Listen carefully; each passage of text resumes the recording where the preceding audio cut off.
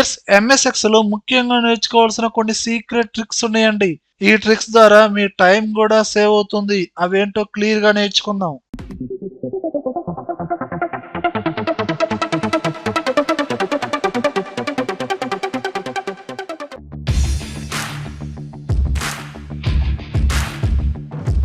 చూడండి వ్యూయర్స్, ఇప్పుడు ఎక్సెల్ లో ఒక రిపోర్ట్ ఉందండి. ఇక్కడ డేటాలో ఒక సెల్ నుంచి ఇంకో సెల్ కి కర్సర్ అనేది జంప్ అవ్వాలంటే మనం యారో కీస్ అనేది యూజ్ చేస్తాం.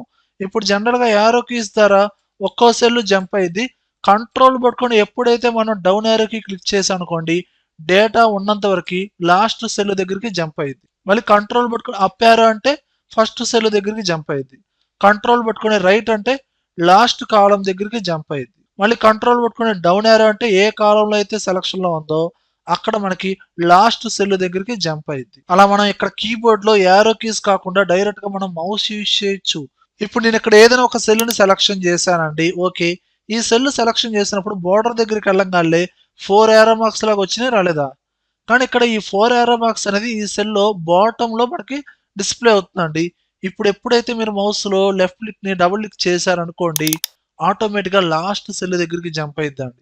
ఓకేనా? ఇప్పుడు సెలక్షన్ లో ఉన్నప్పుడే మీరు ఈ 4 యారో మార్క్స్ లెఫ్ట్ సైడ్ లో ఉందండి. ఇప్పుడు మీరు మౌస్ పాయింటర్ తో డబుల్ క్లిక్ చేశారనుకోండి లెఫ్ట్ క్లిక్ ని, ఆటోమేటిక్ గా ఫస్ట్ సెల్ దగ్గరికి జంప్ అయింది. అదే టాప్ లో ఉన్నప్పుడు మీరు లెఫ్ట్ క్లిక్ ని డబుల్ క్లిక్ చేశారనుకోండి, ఫస్ట్ సెల్ దగ్గరికి జంప్ అయింది. అదే రైట్ సైడ్ లో మీరు డబుల్ క్లిక్ చేయండి, అదిగోండి లాస్ట్ సెల్ దగ్గరికి జంప్ అయింది. అలానే ఇక్కడ చూడండి, ఇప్పుడు ఈ సెల్ ఉందండి. ఈ సెల్ సెలక్షన్ చేశాను. బాటమ్ దగ్గరికి వచ్చి 4 యారో మార్క్స్ డిస్ప్లే అవుతున్నాయి కదండి. మౌస్ లో లెఫ్ట్ క్లిక్ ని డబుల్ క్లిక్ చేశానండి.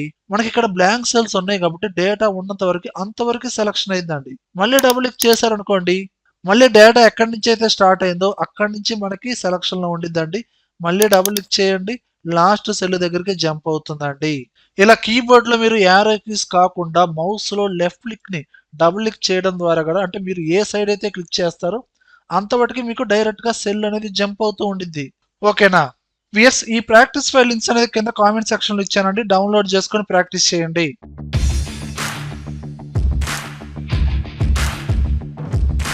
అలానే వ్యూయర్స్, ఇక్కడ ఒక రిపోర్ట్ ఉందండి. అలాంటి డేటా లేదు. ఎంప్లాయీ నెంబర్ టైప్ చేయాలి. అలానే జనవరి సేల్స్, ఫిబ్రవరి సేల్స్, మార్చి సేల్స్ డేటా అనేది ఇక్కడ రావాలండి. దీనికి సంబంధించిన డేటా అనేది వేరే వర్క్ బుక్ లో ఉందండి, ఇండివిజువల్ షీట్స్ లో ఉందండి. ఇదిగోండి, జనవరి సేల్స్, ఫిబ్రవరి సేల్స్, మార్చి సేల్స్ ఇండివిజువల్ షీట్స్ లో ఉన్నాయి. 3 షీట్స్ లో సేమ్ ఎంప్లాయీ డేటా అండి, కానీ సేల్స్ వాల్యూ అనేది డిఫరెంట్ అండి. నాకు ఇక్కడ ఏంటి, వేరే షీట్ లో ఎంప్లాయీ నెంబర్ తో పాటు ఇండివిజువల్ షీట్స్ లో ఉన్న సేల్స్ వాల్యూ అనేది ఇక్కడ పేస్ట్ చేయాలి అనుకోండి.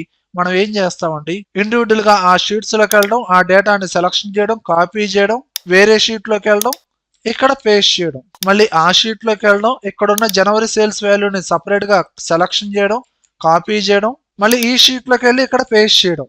అలా ఎవ్రీ టైము ఆ షీట్ లోకి వెళ్ళడం, ఆ డేటాని సెలక్షన్ చేసి కాపీ చేసి మళ్ళీ వేరే షీట్ లోకి వెళ్ళడం, పేస్ట్ చేయడం. ఇదంతా కాదండి, నేను ఎలా చేస్తున్నానో చూడండి.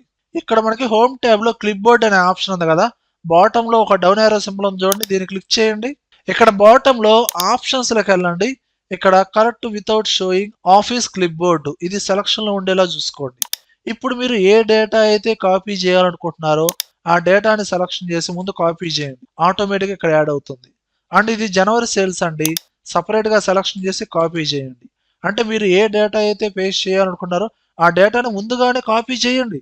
ఫిబ్రవరి రిపోర్ట్ లోకి వెళ్ళండి, ఆ సేల్స్ వాల్యూని కాపీ చేయండి. మార్చి రిపోర్ట్ లోకి వెళ్ళండి, అక్కడ ఉన్న సేల్స్ వాల్యూని కాపీ చేయండి. ఇప్పుడు మీ వేరే వర్క్ బుక్ ఉంది కదండి, దాన్ని ఓపెన్ చేయండి.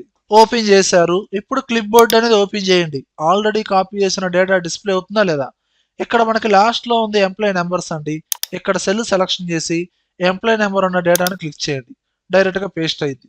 అలానే జనవరి సేల్స్, ఈ సెల్ ని సెలక్షన్ చేసి జనవరి సేల్స్ డేటాని క్లిక్ చేయండి. అలానే ఫిబ్రవరి సేల్స్ క్లిక్ చేయండి, మార్చి సేల్స్ ఆ డేటాని క్లిక్ చేయండి. అలా డేటా మీకు ఇక్కడ ఏ ఆర్డర్ లో అయితే పేస్ట్ అవ్వాలో పర్టికులర్ గా ఆ డేటాని సెలక్షన్ చేసుకుంటూ డైరెక్ట్ గా పేస్ట్ చేయండి ఈ క్లిప్ బోర్డ్ ఆప్షన్ ద్వారా. ఓకేనా? మీరు ఇండివిజువల్ షీట్స్ ఓపెన్ చేసుకుంటూ కాపీ పేస్ట్ చేయాల్సిన అవసరం లేదండి.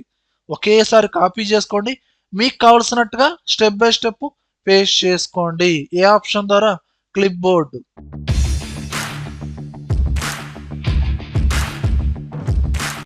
చూడండి వ్యూయర్స్, ఈ వర్క్ బుక్ లో డిఫరెంట్ రిపోర్ట్స్ ఉన్నాయండి. లింక్ డేటా ఉంది, సేల్స్ రిపోర్ట్ ఉంది, డాష్ బోర్డ్స్ ఉన్నాయి, జిఎస్టి ఇన్వాయిస్ ఉన్నాయి. డిఫరెంట్ ఫార్మాట్స్ అనేది ఇండివిజువల్ షీట్స్ లో ఉన్నాయండి. ఇప్పుడు ఈ వర్క్ బుక్ లో నేను ఏం చేశానంటే డిఫరెంట్ షీట్స్ లో ఉన్న ఈ రిపోర్ట్స్ ని నేను స్టార్టింగ్ షీట్ లో ఇండెక్స్ లో ఈ విధంగా సెట్ చేసుకున్నానండి. అంటే ఆ షీట్ లో ఫార్మాట్ ఎలా అయితే ఉందో అది ఇమేజ్ ఫార్మాట్ లో ఎలా సెట్ చేసుకున్నాను. ఎప్పుడైతే ఇక్కడ డాష్ బోర్డ్ షీట్ లోకి వెళ్ళాలో దాని మీద క్లిక్ చేయండి, డైరెక్ట్ గా ఆ షీట్ లోకి జంప్ అవ్వచ్చు. చూడండి, ఇక్కడ సేల్స్ రిపోర్ట్ ఉంది, దాన్ని క్లిక్ చేయండి, డైరెక్ట్ గా ఆ షీట్ లోకి జంప్ అవ్వచ్చు. అదే ఫస్ట్ షీట్ లో ఈ ఫార్మేట్ లేదండి, ఇండివిజువల్ గా మనం చెక్ చేసుకోవాల్సిందే కదా. అందులో 100 రకాల రిపోర్ట్స్ ఉన్నాయండి ఈ వర్క్ బుక్ లో. అవన్నీ చెక్ చేసుకుంటూ ఇండివిజువల్ గా టైం వేస్ట్ చేసుకోవాలి కదండి. అంత ప్రొసీజర్ లేకుండా మనకి ఎలాంటి రిపోర్ట్ అయితే కావాలో ఆ రిపోర్ట్ మీద క్లిక్ చేశాను, డైరెక్ట్ గా ఆ షీట్ లోకి మనం జంప్ అవ్వచ్చు. అంటే పర్టికులర్ గా ఈ ఫార్మేట్ ఎలా అయితే ఉందో ఆ ఫార్మేట్ ఇమేజ్ ఫార్మేట్ లోకి ఎలా తీసుకొచ్చాం, దాని లింక్ ఫార్మేట్ లోకి ఎలా సెట్ చేసాము. చూడండి, ఇక్కడ మనం ఫస్ట్ షీట్ లో గమనిస్తే ఇక్కడ నాకు ఒక జిఎస్టి ఇన్వాయిస్ ఉందండి. ఈ ఫార్మేట్ ఇమేజ్ అనేది నాకు ఫస్ట్ షీట్ లో ఇండెక్స్ లో ఉందా, లేదు. దాన్ని సెట్ చేద్దాం.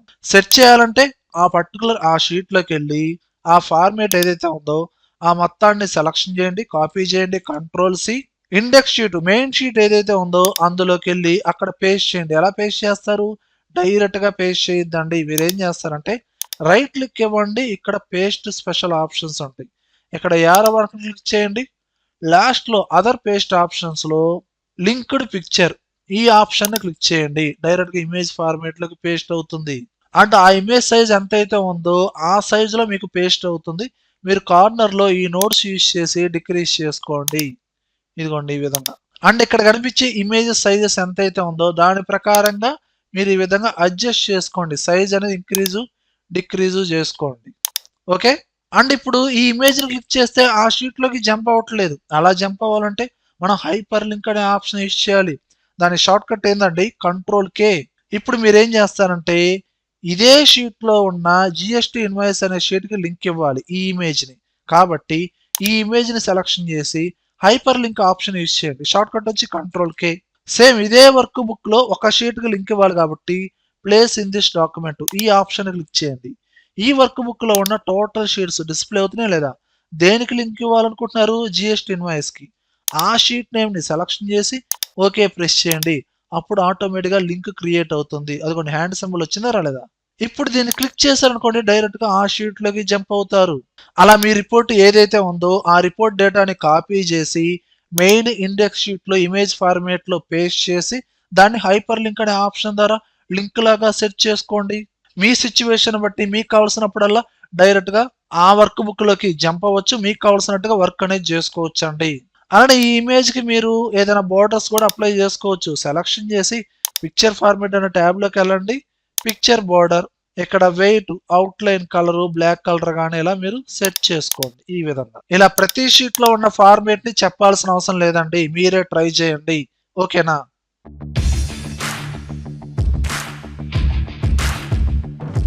బేసిక్ గా ఎక్సెల్ డేటాలో మధ్యలో మీరు అడిషనల్ రోస్ ని ఇన్సర్ట్ చేయాలనుకోండి, మీకు ఎన్ని రోస్ అయితే కావాలో ఆ రోస్ ని ఇలా కౌంట్ చేసుకుంటూ 1 2 3 రోస్ ని ఇన్సర్ట్ చేయాలి. కాబట్టి సెలక్షన్ చేసి రైట్ క్లిక్ ఇవ్వడం, ఇన్సర్ట్ లోకి వెళ్ళడం, ఎక్కడున్న ఆప్షన్స్ ని యూజ్ చేయడం కాదండి. అసలు కౌంట్ చేయాల్సిన అవసరం లేదండి. మీరు డైరెక్ట్ గా ఆ రోస్ ని సెలక్షన్ చేయండి, అప్పుడే మీకు ఇక్కడ ఆ నెంబర్స్ రోస్ అనేది డిస్ప్లే అవుతా ఉంటాయండి. గమనించండి, ఇక్కడ 3R అని డిస్ప్లే అవుతుంది, 3 రోస్ సెలక్షన్ లో ఉన్నట్టు. రైట్ క్లిక్ ఇచ్చి ఇన్సర్ట్ అనండి, ఆటోమేటిక్ గా 3 రోస్ వచ్చేస్తాయి. ఈ రోస్ ని సెలక్షన్ చేసేటప్పుడు ఎన్ని రోస్ అయితే సెలక్షన్ చేస్తున్నారో ఆ నెంబర్ అనేది డిస్ప్లే అవుతా ఉండిద్దండి. గమనించండి, దాన్ని బట్టి అడిషనల్ రోస్ ని ఇన్సర్ట్ చేసుకోండి. ఓకేనా.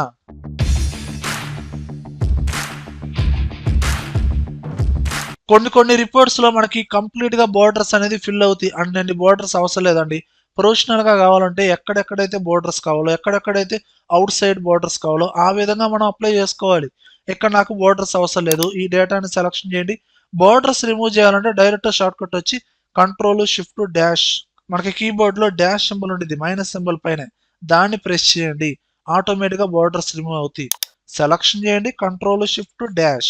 ఎక్కడైతే మీకు అవుట్ సైడ్ బోర్డర్ రావాలో ఆ డేటాని సెలక్షన్ చేసి షార్ట్ కట్ ఏందండి Ctrl+Shift+7. ఆటోమేటిక్ గా అవుట్ సైడ్ లో బోర్డర్స్ అప్లై అవుతాయి. సెలక్షన్ చేయండి Ctrl+Shift+7.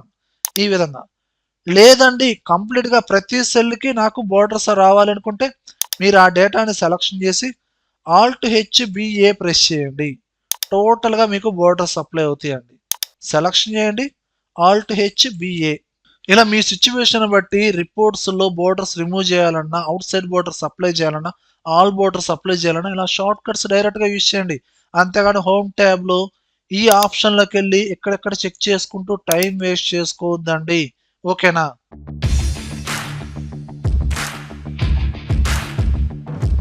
ఇక్కడ మనకి సేల్స్ రిపోర్ట్ లో చూస్తే హెడ్డింగ్స్ ఉన్నాయండి. ఇక్కడ ఈ సేల్స్ వాల్యూ కన్నా హెడ్డింగ్స్ విడ్త్ అనేది ఎక్కువగా ఉందండి. ఓకే, ఇది ఒకదాని కింద ఒకటి రావడం కోసం మీరు ఈ హెడ్డింగ్స్ ని సెలక్షన్ చేసి వ్రాప్ టెస్ట్ అప్లై చేస్తారు.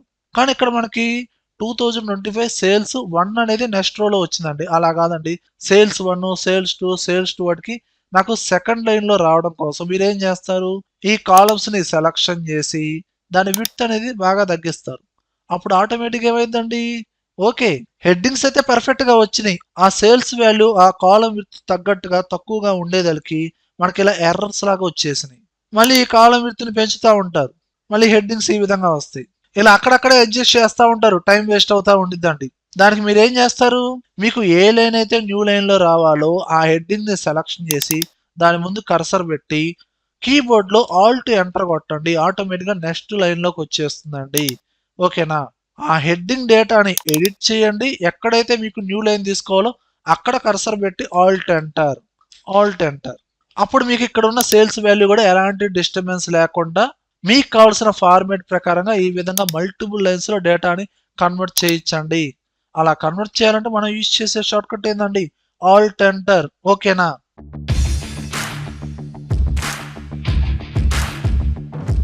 చూడండి వేసి ఇక్కడ ఒక సేల్స్ రిపోర్ట్ గమనిస్తే ఇక్కడ ఈ సేల్స్ వాల్యూ అనేది జనరల్ ఫార్మేట్ లోనే ఉన్నాయి. లేదండి కరెన్సీ ఫార్మేట్ లో పెట్టుకోవాలి అనుకుంటే ఇక్కడ మనకి హోమ్ ట్యాబ్ లో ఫార్మేట్స్ కనుక గమనిస్తే కరెన్సీ ఫార్మేట్, అకౌంటింగ్ ఫార్మేట్ 2 రకాలు ఉన్నాయండి. ఈ రెండింటికి డిఫరెన్స్ ఎలా ఉండిద్దంటే, ఫర్ ఎగ్జాంపుల్ ఇప్పుడు డి కాలంలో ఉన్న సేల్స్ వాల్యూని సెలక్షన్ చేసి జనరల్ ఫార్మేట్ తీసేసి కరెన్సీలో పెట్టుకున్నానండి. ఇక్కడ డిఫాల్ట్ గా రూపీ సింబల్ ఉంది కాబట్టి ఈ విధంగా వచ్చేసింది. అంటే ఇక్కడ కరెన్సీ నెంబర్ ఏదైతే ఉందో ఆ నెంబర్ ముందే రూపీ సింబల్ యాడ్ అయింది. ఆటోమేటిక్గా డెసిమల్ వాల్యూస్ కూడా యాడ్ అయినాయి. ఓకే, ఇప్పుడు ఇక్కడ ఉన్న డేటాని సెలక్షన్ చేసి ఇక్కడ నేను అకౌంటింగ్ ఫార్మేట్ లో పెట్టానండి. ఇక్కడ కూడా మనకి రూపీ సింబల్ యాడ్ అయింది. కానీ దీనికి వేరియేషన్ గమనిస్తే అకౌంటింగ్ ఫార్మేట్ అప్లై చేసిన సేల్స్ అనేది నెంబర్ అనేది రైట్ సైడ్ లో ఉంది. కరెన్సీ సింబల్ అనేది మనకి లెఫ్ట్ సైడ్ లో వచ్చింది ఒక పర్ఫెక్ట్ గా. అదే మీరు కరెన్సీ ఫార్మేట్ లో అప్లై చేశారనుకోండి, ఆ కరెన్సీ సింబల్ అనేది నెంబర్స్ కి అటాచ్ అయ్యి వస్తుందండి ఈ విధంగా. ఇందులో పర్ఫెక్ట్ గా మనకి ఫార్మేట్ ఎక్కడ వచ్చిందంటే అకౌంటింగ్ ఫార్మేట్ లోనే మనకి క్లియర్ గా వచ్చిందండి. అలానే మనం కరెన్సీ సింబల్ అప్లై చేసిన వాల్యూస్ లో జీరో కనుక ఉందనుకోండి, డైరెక్ట్ గా జీరోనే డిస్ప్లే అయింది. కానీ అకౌంటింగ్ ఫార్మేట్ లో జీరో ఉంటే జీరో రాకుండా డాష్ సింబల్ డిస్ప్లే అవుతుందండి. ఇలా కూడా డిస్ప్లే అవుతుందండి, చెక్ చేసుకోండి. ఓకేనా? అలానే మీరు నార్మల్ వాల్యూస్ ని డైరెక్ట్ గా కరెన్సీ ఫార్మేట్ లో మార్చాలంటే డైరెక్ట్ షార్ట్ కట్ కూడా ఉందండి. ఆ డేటాని సెలక్షన్ చేసి కీబోర్డ్ లో Ctrl+Shift+4 కొట్టండి. ఆటోమేటిక్ గా కరెన్సీ ఫార్మేట్ లోకి చేంజ్ అవుతుంది. ఇలా మీరు డైరెక్ట్ గా షార్ట్ కట్స్ కూడా యూజ్ చేయండి. ఓకేనా? అలా మన సిచ్యువేషన్ బట్టి వాల్యూస్ కి ఒక్కోసారి అకౌంటింగ్ ఫార్మేట్ లోను లేదా కరెన్సీ ఫార్మేట్ లో మనం సెట్ చేసుకుంటామండి. ఓకే వియర్స్, ఈ వీడియోలో కంటెంట్ ఉంటేనే లైక్ చేయండి. అలానే కంప్యూటర్స్ అడ్డా ఛానల్ సబ్స్క్రైబ్ చేసుకోకపోతే వెంటనే సబ్స్క్రైబ్ చేయండి. పక్కనే ఉన్న బెల్ ఐకాన్ని ప్రెస్ చేయండి. Thank you very much.